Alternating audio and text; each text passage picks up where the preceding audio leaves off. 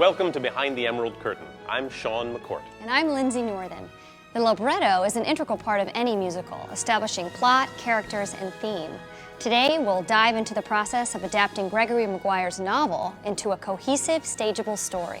I think when one does an adaptation, you have to be careful not to fall into the trap of doing too faithful an adaptation. Immerse yourself in the source material and understand it and understand its essence. And once you've done that, then it's throw it out and now go where you feel it needs to go. You have to let it be different and be alive, you know? You don't really know what's going to happen. And a lot of writing anything is being able to have questions and not have answers yet, and being willing to wait till they come. Winnie and Stephen and I sat down and began to talk about what a stage musical could be.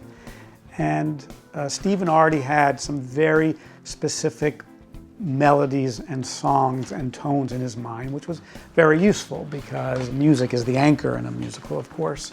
It anchors character. If it's done right, it anchors story. And so that was a good guide for us. We would have long conversations, and we were basically both almost as like a fishing expedition, where we're really kind of picking from the novel things that leaped out at us, things that we felt were going to want to be staged, that we wanted to see. I think we really talked out the whole show and tried to see, are you imagining what I'm imagining? Interestingly, I have, early outlines that we created together. Outline after outline after outline of story points.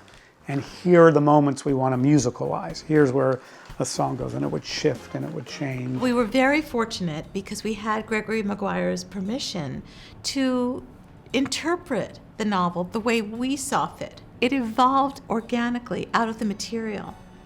And of course, I have to credit Gregory Maguire because he had this brilliant idea, which is in his novel, that the Wicked Witch of the West and Glinda the Good Witch were roommates in college. That's amazing. These two women, their friendship is center stage.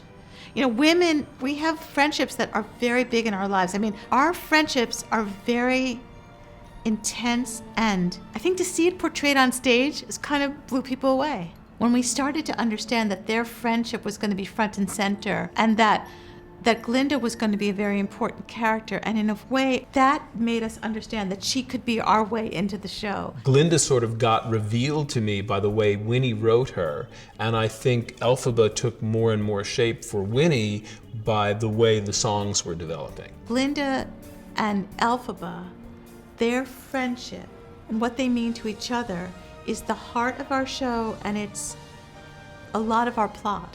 The more that Winnie wrote the relationship, the more compelling it became. The bonding of the girls, we discovered, was the scene that precedes the song Popular.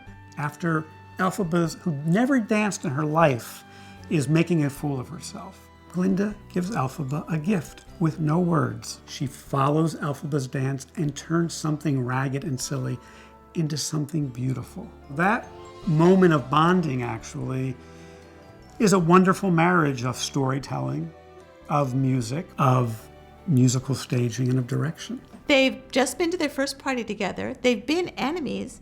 Now they've bonded. And that's really the moment in the show when you go, oh my goodness, these two, Elphaba and Glinda, are going to be real friends. Then Popular comes so beautifully out of that and is really set up. And that's a lot of what musical writing is about for the book writer. You want to be giving those songs a platform. You want to be bringing us to the point where it makes real emotional sense for them to sing.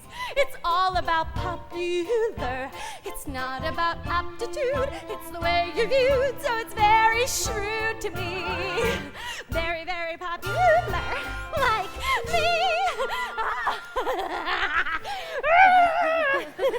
This is never gonna work.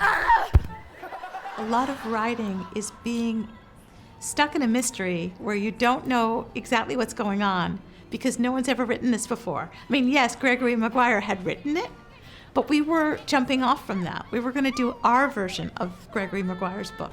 And it wasn't going to be a book. It was going to be on stage. You'll be popular, just not quite as popular